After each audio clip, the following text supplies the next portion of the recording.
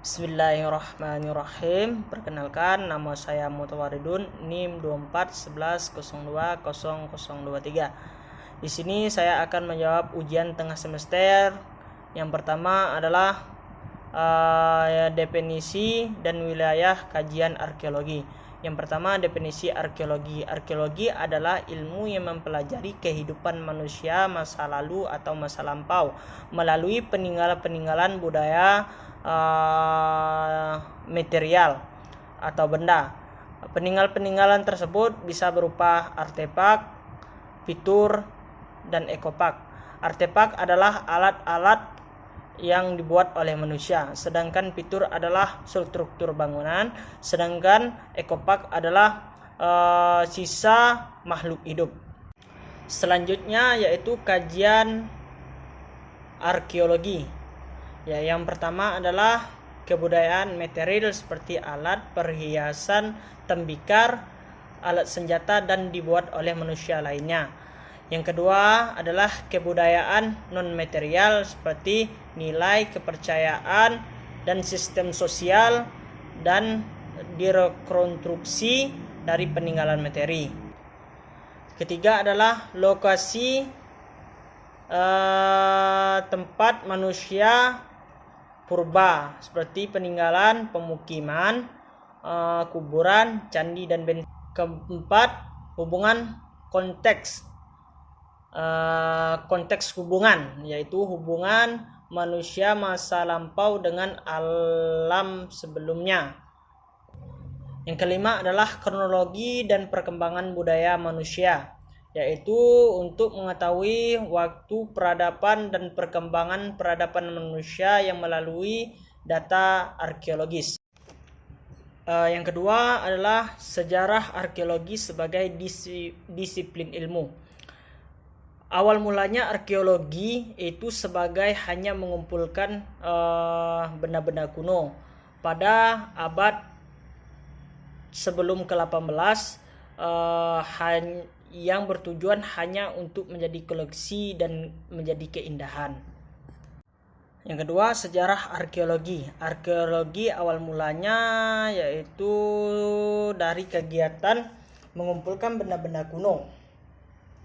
Pada masa sebelum abad ke-18 yang bertujuan hanya untuk koleksi dan keindahan.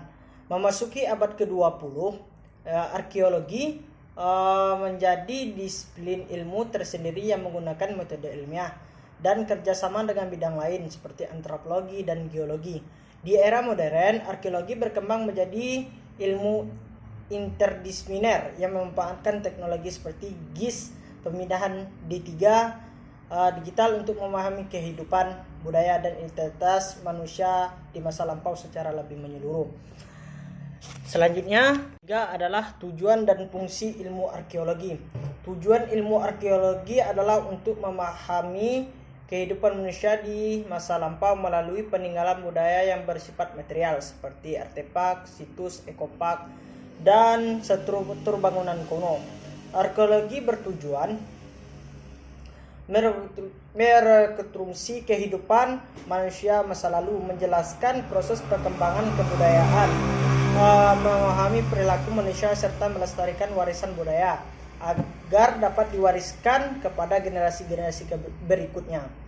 Selanjutnya, fungsi ilmu arkeologi adalah sebagai sarana ilmu ilmiah untuk mengenali data sejarah yang tidak tercatat, sebagai media edukatif untuk menumbuhkan kesadaran sejarah, serta sebagai alat pelestarian dan penguatan identitas budaya bangsa. Baik, yang keempat, ilmu arkeologi memiliki hubungan erat dengan berbagai disiplin ilmu karena untuk memahami masa lalu manusia, arkeologi memerlukan pendekatan multidisipliner. Beberapa hubungan utama antaranya arkeologi dengan disiplin ilmu lainnya adalah sebagai berikut.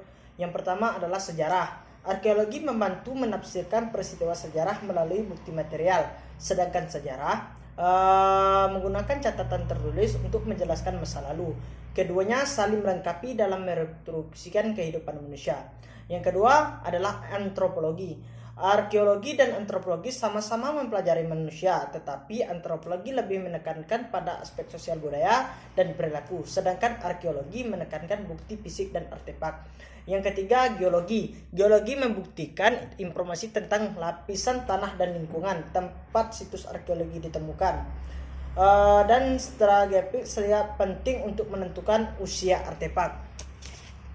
Biologi. Arkeologi menggunakan biologi untuk mempelajari sisa manusia, hewan, dan tumbuhan purba serta arkeologi masa lalu, membantu dalam memahami evolusi manusia dan fauna. Kimia.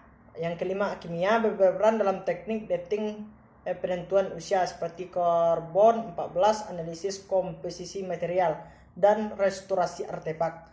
Yang keenam, geografi. Geografi membantu memahami konteks lokasi situs arkeologi, pola pemukiman, dan hubungan manusia dengan lingkungan. Yang ketujuh, sosial dan ekonomi. Arkeologi memanfaatkan sosiologi dan ekonomi untuk menafsirkan struktur sosial, sistem produksi, perdagangan, dan kehidupan ekonomi masyarakat masa lalu. Baik, selanjutnya saya akan pembahasan yang kedua, yaitu sifat data-data arkeologi. Yang pertama, material. Benda fisik data arkeologi berupa artefak, struktur bangunan, sisa manusia, hewan, dan tumbuhan yang dapat disentuh yang diamati. Yang kedua, kontekstual. Setiap data hanya dapat dipahami maknanya jika dikaitkan dengan konteks penemuan. Yang ketiga, relatif. Tidak lengkap data arkeologi sering bersifat parsial karena tidak semua bukti dari masa lalu dapat bertahan hingga sekarang. Yang keempat, bersifat historis. Dapat menunjukkan informasi tentang masa lalu dengan digunakan untuk merekonstruksi kehidupan manusia dan budaya yang telah berlalu. Yang kelima, sifat multidisiplinernya. Data arkeologi dapat dianalisis dengan berbagai ilmu. Yang keenam, rentah terhadap kerusakan karena bersifat fisik dan kadang sangat tua, dan arkeologi dapat mudah rusak faktor alam.